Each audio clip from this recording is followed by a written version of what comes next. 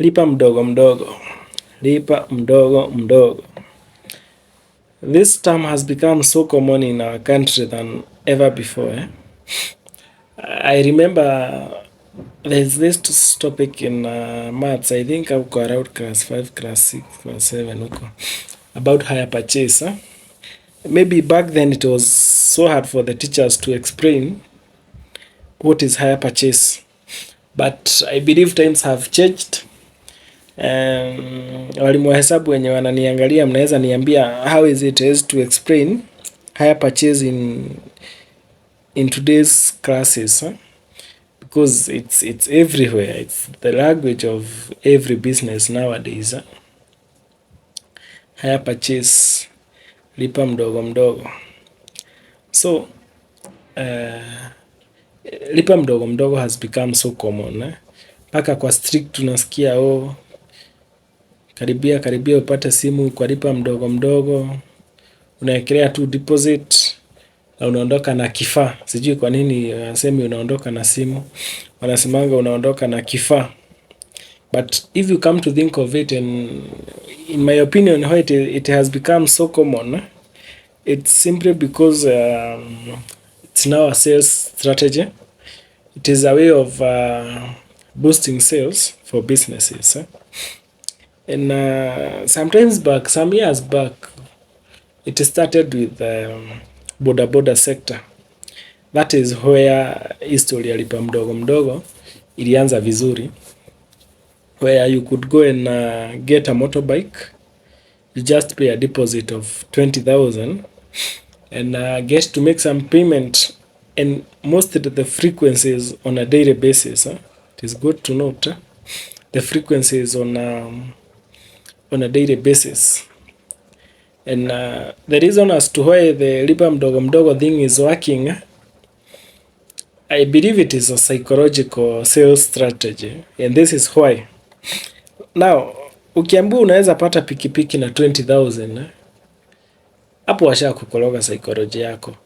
Like they have already altered your mind, the way you would think normally. Utaona hii 20,000 ni pesa kidogo, so you will not take time to think about the total cost of the item. The same thing, ukisikia sijui unaweza pata smartphone na 1,000, hapo washachanganya akili yako. You will put your eyes on this 1,000, but you will not think of the total cost of the item. And one thing is clear that hire purchase, hata hizo enzi tulikuwa tunaisoma, there was always a difference between the price when you pay in cash and you pay on hire purchase. Mwenye anakuzia kitu nalipa mdogo mdogo, si ati it is not a charity organization that is selling you goods. So wanakuhurumia, wanataka kukusaidia, so ile pesa ungelipa cash bado ndo utalipa at the end. It is good before you take something on a hire purchase or lipa mdogo mdogo, get to calculate the total cost of the item, compare with the cash price of the same item, so that you can be able to see how much interest are you paying, because definitely you are paying interest. Everything has a cost. So the time that they are giving you the item, you need to pay for that, and it is the interest that you get to pay. And the funny thing is that nowadays this concept has come to apply on like literally everything. Like juzi nimepatana tu na post pahali huko tu kwa social media, and ilikuwa lipa mdogo mdogo ya TV. So TV zimelistiwa hapo, sijui 24 inch, you pay a deposit of 2,000 and get to pay I think 70 bob daily for 15 months. Na teremka sijui 43 inch, you pay a deposit of 4,000 and get to pay 150 shillings for the next I think 15 months.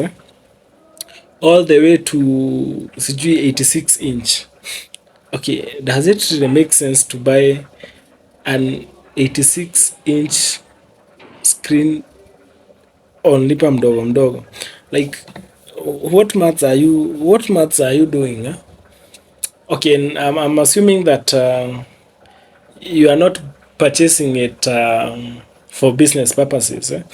That maybe we can try explain.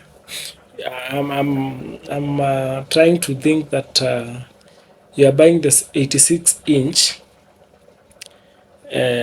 on Lipa mdogo for use in your house. Like, does it make sense to buy an 86-inch TV on Lipa mdogo? Like, what is the urgency of buying that TV? What is the urgency that is making you to opt to take a loan and buy a TV? Because literally you are just taking a loan to buy a TV. Have you taken time to calculate and get to see the cost that you will have to pay for the options that for the option that you take? For me, it does not come out very clearly why we get to buy some items on the Lipa mdogo option. I think something like a TV falls under the category of things we can consider to be wants. These are things that you can survive without. They are just here to make life a bit comfortable, but they are not that necessary. Like, you can do without them. Hata sisi watu wengi hatujalelewa tukiwatch TV, so they are not basic needs. That is what I'm trying to say. But I don't see the reason as to why you should fall into the trap of buying an 86-inch screen na Lipa mdogo. You are taking loans on unnecessary items, and you find that most probably the thing that might lead someone to making such a decision maybe peer pressure, peer influence. Umeenda kwa best yako, umepata ako na 86-inch na umesema next time atakuja kukutembelea, and hutaki ikuwe atuwe sasa ndiye huishi maisha mzuri. You also want to be the don, so that's the option that you take. So in my opinion, as we are ready to commit to pay these items on a daily basis, because you find that majority of them hata kama ni 20 bob hizi za simu, you have to pay on a daily basis. Sijui 100 ya TV, you have to pay on a daily basis. But if you are told to save that 100 bob on a daily basis, it will be so hard. Is it possible that we get to change our mentality such that we be more willing to save and get interest on a daily basis, rather than take items on Lipa mdogo basis and get to pay interest on a daily basis? I hope you get the difference. We invest and get to earn interest on a daily basis, rather than focusing on buying something on Lipa mdogo and get to pay interest on a daily basis. Tuseme interest ni constant. Now, how the interest is changing hands is now the main difference. The way we commit to paying these things on a daily basis, can we commit to depositing that 100 bob on a daily basis in a money market fund? Can you commit to depositing that 20 bob in a money market fund that will earn you, regardless of how small interest it is? Just shift the sides.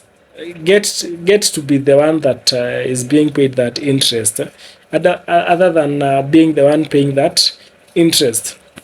Maybe for items that you intend to use for business, you can buy them on hire purchase, depending on the urgency and the need of the business, and definitely what they will contribute to your business. And that's why, to some extent, the motorbike thing was making some sense, though you will find that the amount was then again exaggerated. You'll get some options that guy, by the time they are finishing to pay up that motorbike, they will have paid over 200,000 for a single motorbike, and that is almost a cost of 2.